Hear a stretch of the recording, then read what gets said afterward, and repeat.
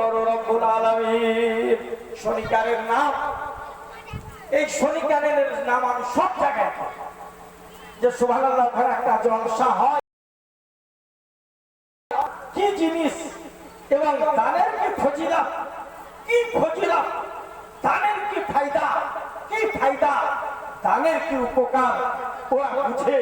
আর চাতক পাখির ন্যায় ভিড় জমিয়ে দান কক্ষণে দিব, দান কক্ষণে করবো, এই লক্ষ্য তাদের থাকে। বলবো মা খালাকে সুবহানাল্লাহ, বাপ ভাইকে যে আপদ বিপদ বালা দানের ওসিলায় আল্লাহ পাক দূর করে দিবে। মাঠের ধান থেকে যে যা পারবেন মুক্ত হস্তে একটু লেখিয়ে যান, উপকার আপনাদের এবং বাহ্যিক দৃষ্টিতেও সুবহানাল্লাহ দেখতে পাবে। ইয়ে দান পানিতে সরে যাবে না, আগুনে পড়বে না, হাওয়াতে উড়ে যাবে না, দান দাঁড়িয়ে পেতেই থাকবেন। বলুন সুবহানাল্লাহ।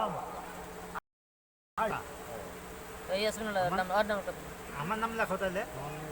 সুবহানাল্লাহ। আল্লাহর নামে এখানে এলে, আল্লাহর নামে 20 কেজি ধান খোলা তোমার মসজিদে দিলেন। ওগো বাড়ি দোয়া করি ওনার লাতির লাগিয়া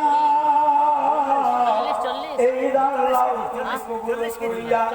40 কেজি ধান দিলেন মসজিদে লাগিয়া, এই ধান লাও তুমি কবুল করিয়া।